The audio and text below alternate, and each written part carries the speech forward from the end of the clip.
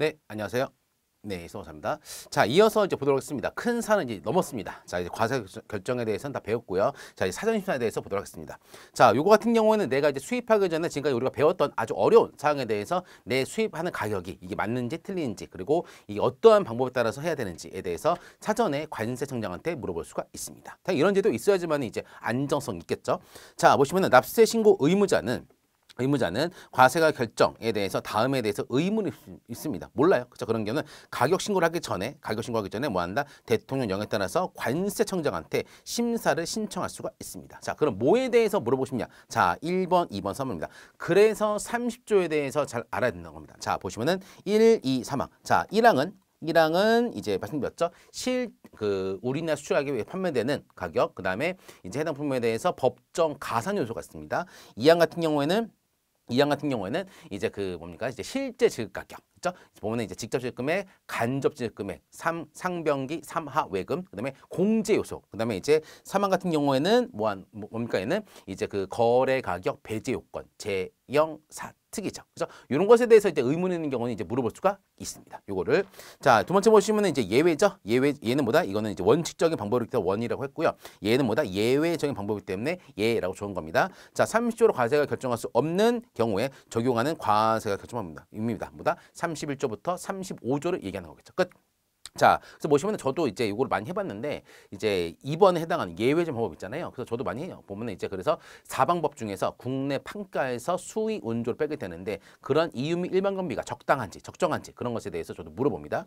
자, 기타 3번 같은 특수관계죠. 특수관계자간 거래물품 과세 결정법에 대해서도 물어볼 수가 있습니다. 이거 왜냐면은 이제 외국계 기업 같은 경우에는 이제 특수관계잖아요. 특수관계가 거래 가격에 영향을 미치는 경우 같은 경우에는 거래액이 배제가 됩니다. 그렇기 때문에 이제 우리는 특수관계자다. 그래서 우리에 대한 가격이 이게 맞는지 틀린지 물어볼 수가 있습니다. 그래서 일반적으로 외국계 기업들인 것이죠. 그래서 이거는 오래 걸립니다. 그래서 이제 이전 가격, 이제 특수관계자간 이런 가격은 심사 기간이 1년이에요. 나머지 위에 1번하고 2번 같은 경우에는 30일인데 얘는 심사 기간만 1년입니다. 엄청 깁니다. 왜냐하면 모든 이해관계를 따져기 때문에.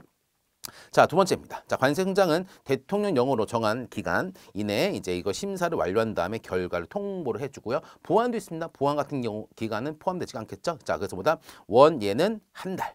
그리고 이제 특수관계는 1년입니다. 그래서 특수관계는 시간이 이제 많이 소요됩니다. 왜냐하면 이제 분석을 해야 돼요. 예전에도 무슨 어떤 패션 업체였습니다. 외국계 명품. 근데 이것도 이제 특수관계자간 과세관계 결정 방법 사전심사를 하게 되는데 1년 걸렸습니다. 1년. 1년 동안 서로 관세 왔다 갔다 그러면서 협의를 해야 돼요. 자, 3번입니다. 자, 결정 받았습니다. 통보날부터 30일 이내에 이제 재심사를 신청할 수가 있습니다. 자, 보면 이제 결과를 받았는데 이상하다. 이건 아닌 것 같은데요. 그래서 뭐한다? 이거를 다시 재심사 요청도 합니다.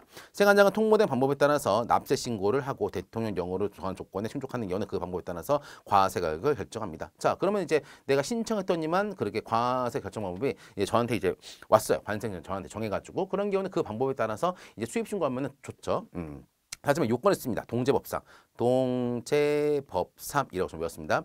자, 신청인과 납세 문제가 동일할 것. 그래서 이거를 사전심사를 신청한 사람이랑 그거를 수입한 사람이랑 동일해야 됩니다. 끝. 자, 두 번째, 다른 사람이 신청한 거 같고 내가 하면 안 되겠죠. 그죠? 두 번째는 제출 내용에, 그죠? 특수관계자간 과세 결정법 과세 결정법 사전심사를 낼 때 그런 다양한 자료들에 대해서는 이제 거짓이 있으면 안 됩니다. 끝. 사전심사 기초가 된 법령 관례 거래 관계 등이 달라지지 아니할 것. 그죠? 법령이 달라지지 않아야죠. 그래서 이런 경우에는 이제 기존과 법이 바뀌었어. 그러면은 이제 사전심사는 효력이 없죠. 그죠? 동일해야 되는 것이죠.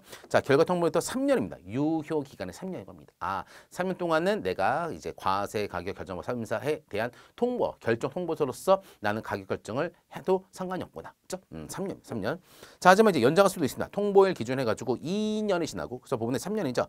유효 기간이 이제 3년인데 1년, 2년, 3년인데 이 친구가 요것에 대해서 더 연장받고 싶다. 그러면 2년이 지난 이후부터 3년이 도래되기 30일 전에 연장 신청한다. 그러면 뭐한다? 얘는 2년이 더 늘어납니다. 그죠? 이해되시죠?